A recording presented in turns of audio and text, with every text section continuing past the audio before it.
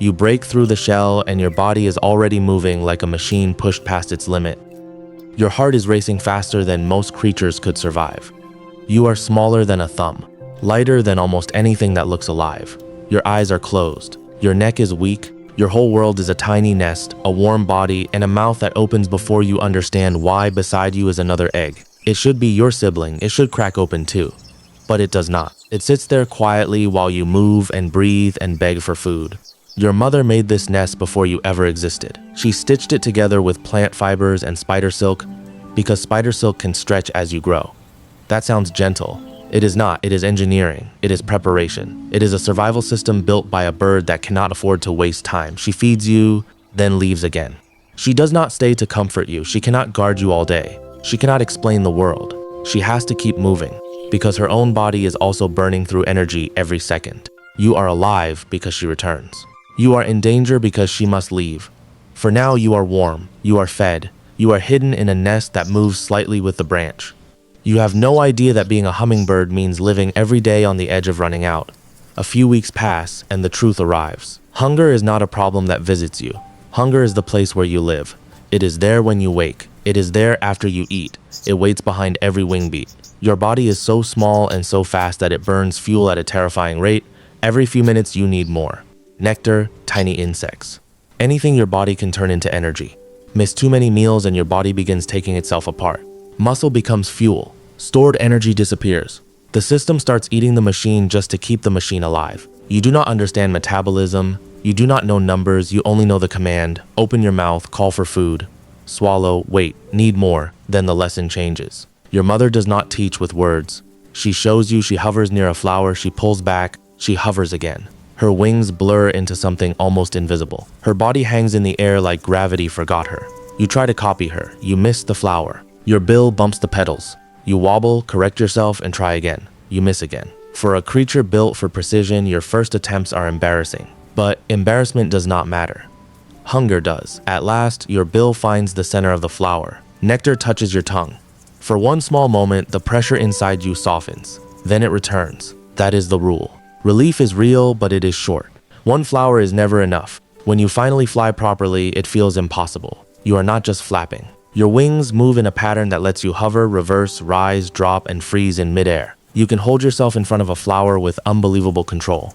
You can move like a living spark. For a moment, the world looks made for you. Flowers hang at the right height. Branches become landing points. Empty air becomes a road. You are tiny, but you are not helpless anymore. Then the light changes. A cloud covers the sun. The air cools. Your body notices immediately. Beauty does not feed you. Flight does not save you from physics. You need more energy. Again, night is worse. When darkness comes, your body cannot keep running at full power. If it tried, you would burn through everything before morning. An owl passes somewhere nearby. A snake moves through another part of the branches. Cold settles over the garden. You remain still, small, and almost switched off. Tonight, nothing finds you. Morning does not feel gentle. Waking up is work. Your muscles begin to shiver, firing again and again to heat your body from the inside. This takes time. Too much time. Your stomach is empty. Your energy is low. Even the act of waking is spending fuel you barely have. The moment your wings can move, you leave. You do not enjoy the sunrise. You do not stretch like a relaxed animal in a cartoon. You go straight toward food because morning is not a beginning. Morning is an emergency. This happens again the next day, and the next. Every night you nearly shut down. Every morning, you restart yourself and race to the nearest flower. Then you discover another part of yourself. You are not peaceful. You may look delicate, but your personality is a tiny explosion with wings. You defend flowers like they are treasure. 3 good flowers can become the center of your entire universe. If another hummingbird comes close, you chase it. If a larger bird enters your space, you may chase that too. The size difference does not seem to bother you. Your body is small, but your confidence is ridiculous. You dive. You flash past leaves. You turn so fast the air seems confused. You are not fighting because you enjoy drama. You are fighting because flowers are fuel, and fuel is life. If someone else drinks from your flowers, they are not taking a snack. They are taking minutes from your survival.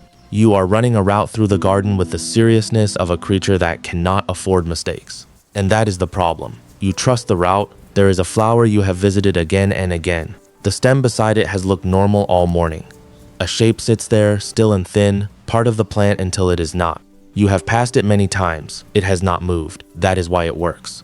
You come in fast, already thinking about the nectar. Your bill points forward. Your wings hold you steady.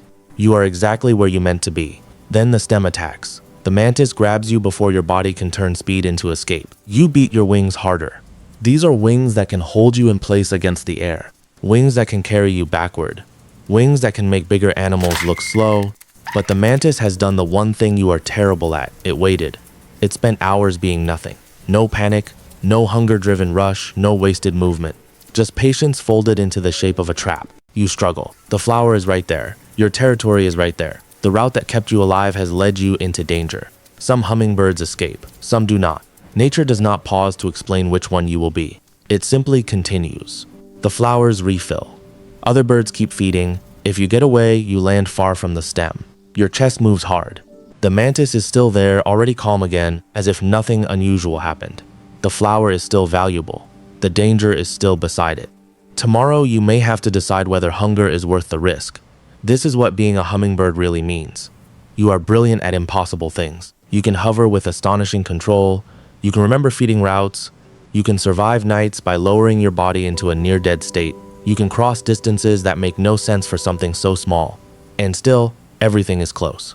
Cold is close. Starvation is close. Predators are close. Bad weather is close.